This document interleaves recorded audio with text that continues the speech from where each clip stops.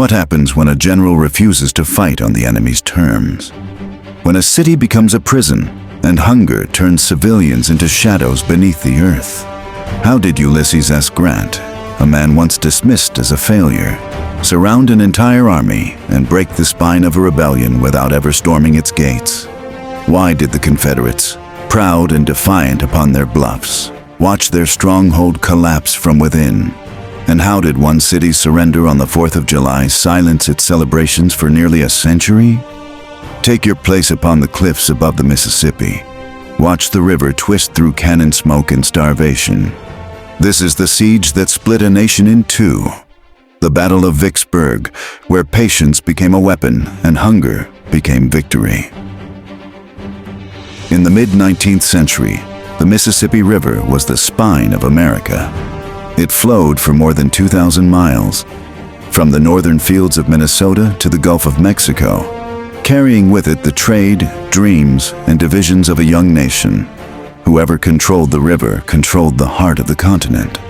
To the Union, it was a vital artery of supply, a line through which men, weapons, and food could move freely to sustain the war.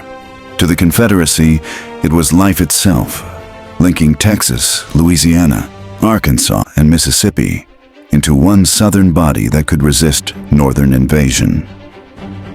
When the war began in 1861, President Abraham Lincoln understood the river's strategic importance at once. He called it the Father of Waters, and he was determined to see it flow unbroken from source to sea under one flag.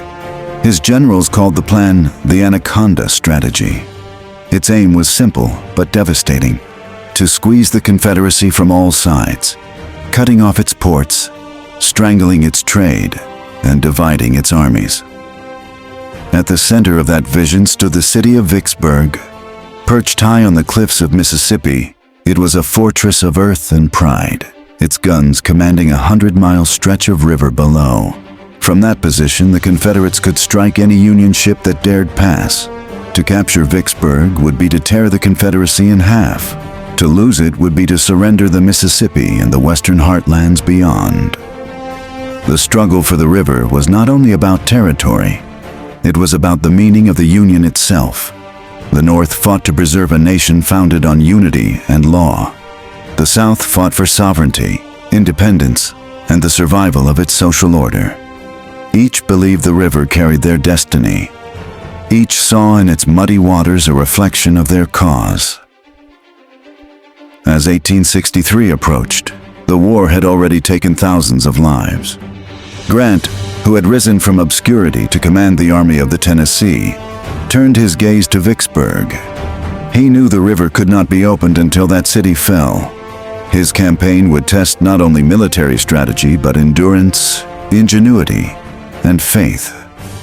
The fate of the Mississippi, and with it the fate of the Confederacy, now hung upon the bluffs of Vicksburg. Ulysses S. Grant stood before a problem that had broken the patience of lesser men. Vicksburg was protected by nature itself. The city sat on high bluffs overlooking the Mississippi, its riverfront guarded by batteries of heavy guns, its land approaches shielded by swamps, bayous, and dense forests. Any direct assault would be slaughter. Grant knew that frontal attacks were the enemy of reason. He would have to think like water, not like fire. In the winter of 1862, he began one of the most audacious campaigns of the war. His objective was simple in theory but nearly impossible in practice: to cross the Mississippi below Vicksburg, swing north through the countryside, and attack the fortress from the rear. To do that, he would have to move an army of 70,000 men through flooded terrain while keeping his supply lines alive. At first, the Mississippi refused him. The river rose and fell with the rains, swallowing roads, drowning horses, and turning every advance into a bog of frustration. Grant's engineers cut canals to bypass Confederate guns, dug through swamps at Lake Providence and Yazoo Pass, and even tried to reroute the river itself. Each attempt failed. The soldiers joked that they were fighting mud, not men. Yet Grant never wavered. He was learning the landscape, feeling its rhythm, testing its patience. By March of 1863, his plan took form. While Admiral David Dixon Porter's gunboats ran the gauntlet of Vicksburg's cannon fire at night, Grant marched his men down the western bank of the river. On April 30th, he crossed to the east at Bruinsburg, Mississippi, using a fleet of flatboats and ironclads. It was the largest amphibious operation in American history up to that point. Grant was now behind enemy lines, deep in Confederate territory, and completely cut off from his base in the north. To most generals, this would have been madness. To Grant, it was liberation. He would live off the land, seize local supplies, and move fast enough to keep the enemy guessing. Between May 1st and May 17th, his army struck with relentless precision. At Port Gibson, Raymond, Jackson, and Champion Hill, the Union forces swept through Mississippi like a tide. Confederate General John C. Pemberton, charged with defending Vicksburg, was caught between orders from Richmond and Grant's advancing columns. Each day narrowed his choices. Grant was not fighting for glory. He was fighting for position. Every mile he gained tightened the noose. By late May, the Union Army stood before the walls of Vicksburg. The fortress had not fallen, but it was surrounded. Grant had crossed rivers, swamps, and chaos itself to bring his army to this point. Now the true siege would begin. By late May 1863, the hills around Vicksburg thundered with the sound of artillery. Grant's army had reached the city's outer defenses after weeks of marching and fighting, but now the campaign entered a new phase. The Union lines stretched for nearly 15 miles, encircling Vicksburg from north to south, while the river sealed its eastern flank. Inside the fortress, Lieutenant General John C. Pemberton commanded about 30,000 Confederate troops. They were brave, determined, and hopelessly trapped. Grant began with force. On May 19th and again on May 22nd, he ordered full assaults against the Confederate works.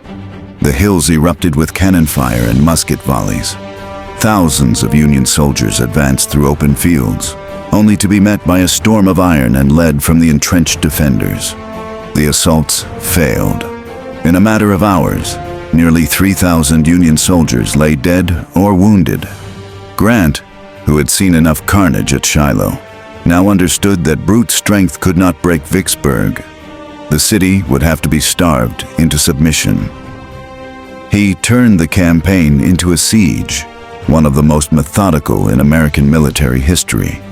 Trenches were dug in slow, creeping lines that edged closer each night to the Confederate walls. Union engineers constructed batteries and sharpshooter pits.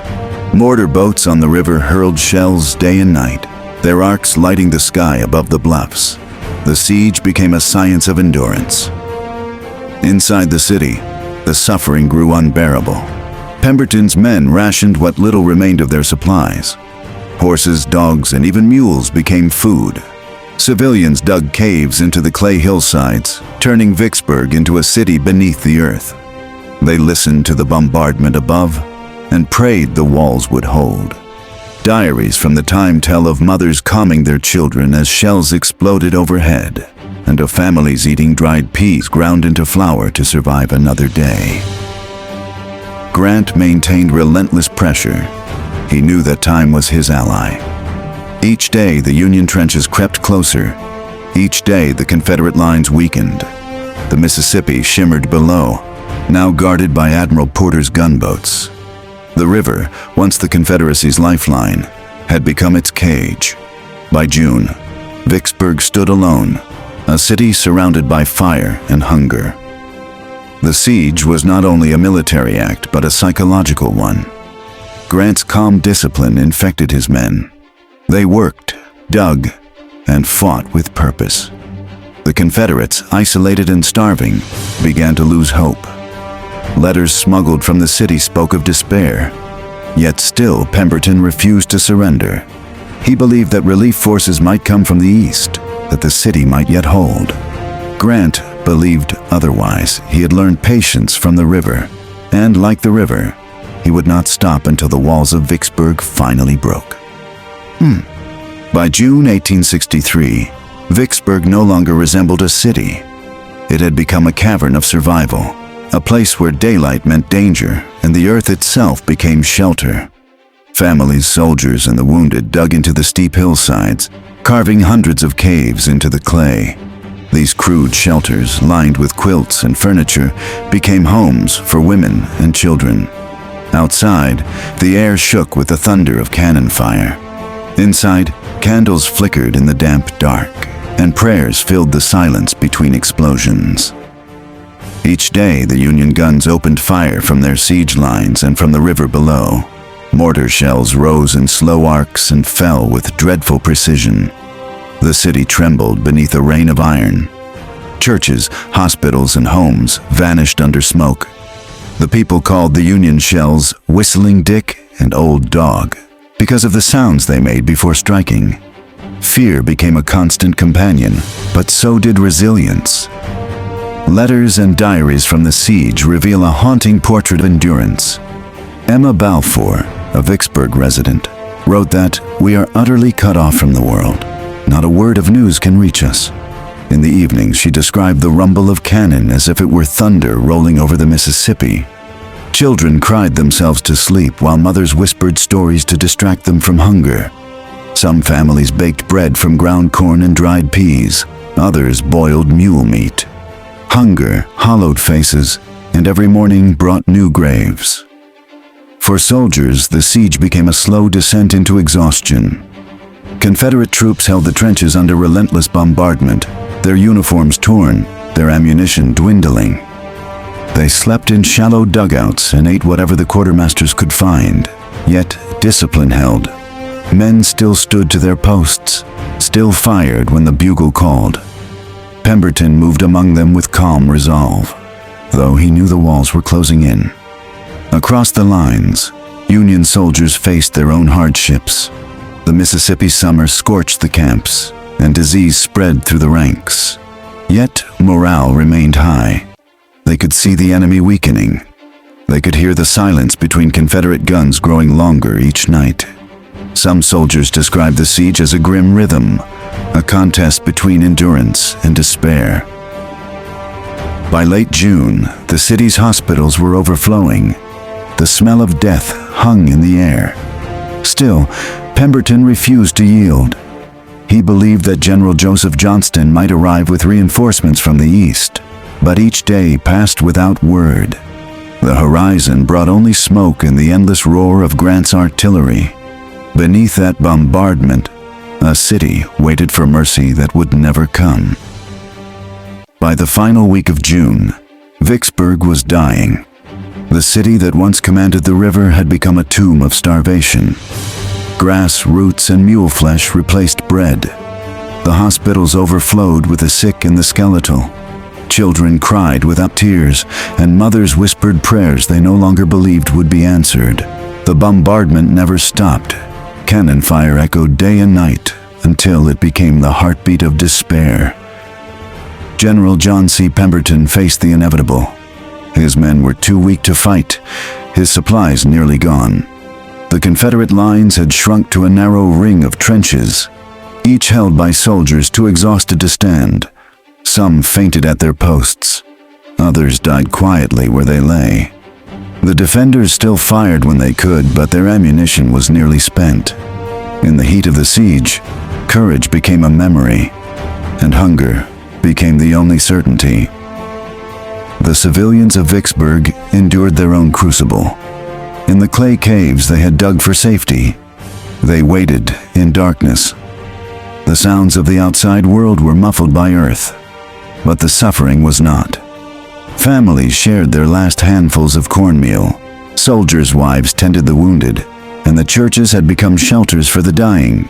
The siege blurred all distinction between soldier and citizen. All were captives of the same hunger. Grant, meanwhile, watched from his headquarters on the ridge. He did not rejoice in the city's suffering, but he understood that mercy would not end the war. The campaign had become a test of endurance, and the Union could endure longer. His officers pressed for one final assault, but Grant refused. He knew the siege was already won. The Confederates would surrender, not from force, but from the slow erosion of will. By the end of June, reports from inside the city reached the Union lines. Soldiers wrote home that they could hear no bugles, no songs, no shouts, only silence. On July 3rd, a white flag appeared above the trenches. Pemberton had requested a meeting. The two generals met beneath an oak tree between their lines. They spoke calmly, almost respectfully. Grant offered terms. Pemberton listened in silence. Both men knew the outcome had been written long before that day. When dawn came on July 4th, 1863, the guns fell silent. After 47 days of siege, Vicksburg surrendered. The Confederate troops stacked their rifles and marched out, pale and hollow-eyed, many too weak to hold formation. Grant allowed them parole, sending them home instead of prison. He had no interest in humiliation. The victory was complete. The Mississippi belonged to the Union, and the Confederacy was split in two. Inside the city, the people emerged from their caves. They looked upon a world of ruin. Houses lay in ashes, gardens in dust, and the dead unburied in shallow earth. Yet, in that moment of silence, history had turned. The Union had claimed the river. The fate of the South had been sealed, and in Vicksburg, the 4th of July would not be celebrated again for 81 years. On the morning of July 4th, 1863, silence fell over Vicksburg. For the first time in 47 days, the thunder of artillery was gone. The smoke that had hung over the hills lifted slowly, revealing a city in ruins. Union soldiers stood in formation, watching as their weary enemies emerged from the trenches. Confederate flags were lowered, and the white flags of surrender fluttered weakly in the heat. The long siege had ended, not with a final charge, but with exhaustion and grace. General Ulysses S. Grant rode forward to meet the vanquished. He was calm, composed, and without triumphal gesture. His terms were generous. The Confederate soldiers would be paroled and allowed to return home, provided they swore not to take up arms again. It was a decision both humane and practical. Grant had no desire to feed thousands of starving prisoners, nor to prolong their misery. His victory spoke for itself. The Union Army entered the city in orderly ranks. Many soldiers were stunned by what they saw. Streets filled with rubble, homes turned to shells, and people gaunt from hunger. Children clung to their mothers, and soldiers shared their rations with civilians. One officer wrote that Vicksburg looked like a graveyard. Only the living walked among the tombs. For the Confederates, the 4th of July became a day of mourning, a wound too deep to commemorate. The news of Vicksburg's surrender reached Washington within days. It arrived alongside another message from Pennsylvania, the Union victory at Gettysburg. Together, these twin triumphs marked the turning point of the Civil War. President Abraham Lincoln, upon hearing the news, declared that the Father of Waters again goes unvexed to the sea. The Mississippi at last belonged to the Union. The Confederacy was cut in two, its western armies isolated, its hope dimmed. Yet victory carried a shadow. The siege had cost more than 30,000 Confederate casualties and nearly 5,000 Union dead or wounded. The land bore the scars of war, and the riverbanks were littered with wreckage. Grant, now a national hero, had shown a new kind of warfare, one driven by endurance, discipline, and inevitability. His rise from obscurity to command marked a shift in the Union's fortunes, but behind every triumph lay the weight of human suffering. In Vicksburg, the people buried their dead and began the slow work of survival. The city would not celebrate the 4th of July again until 1945. For generations, the day would pass in silence, a reminder of loss and of the cost of empire. Grant's victory had saved the Union, but it also revealed the tragedy that lay within every civil war. The guns had fallen quiet, yet the echo of their thunder would linger along the river for decades to come. When the guns of Vicksburg fell silent, the shape of the American Civil War changed forever. The Union had achieved what Lincoln and his generals had dreamed of since the conflict began. The Mississippi River was free, its waters once again carrying northern commerce from St. Louis to New Orleans. The Confederacy was split in two, its armies west of the river cut off from supplies, communication, and hope. The lifeline of the South had been severed, and with it, the vision of an independent Southern republic began to fade. The fall of Vicksburg elevated Ulysses S. Grant to national fame. His mastery of logistics, patience, and perseverance impressed even his critics. Lincoln saw in him the general he had long sought, a man who understood that war was not won through glory, but through endurance. Grant's victory in the West would soon lead to his command of all Union armies, and eventually to Appomattox, where the war would end. Yet, even in triumph, he carried the memory of the siege, the suffering, the starvation, and the quiet dignity of those who surrendered with honor. For the Confederacy, Vicksburg was more than a military defeat. It was a psychological and emotional blow from which the South never recovered. The loss shattered morale and exposed the limits of Confederate unity. Letters from Richmond spoke of despair. Soldiers at distant fronts felt the weight of the defeat as if it had fallen on their own camps. The South's dream of holding the Mississippi had died, and with it the illusion that time was on their side. On the home front, the effects rippled for generations. Vicksburg's people rebuilt their city from the ashes, but memory lingered longer than ruin. The silence of July 4th became a ritual of remembrance. Families spoke of the siege in hushed tones, passing down stories of caves, hunger, and courage. To outsiders, it was history. To the people of Vicksburg, it was inheritance. In the broader story of the United States, the siege became a lesson in persistence and the cost of unity. The river that had once divided the nation became its binding thread once again. Steamboats returned, commerce revived, and the Mississippi resumed its ancient rhythm.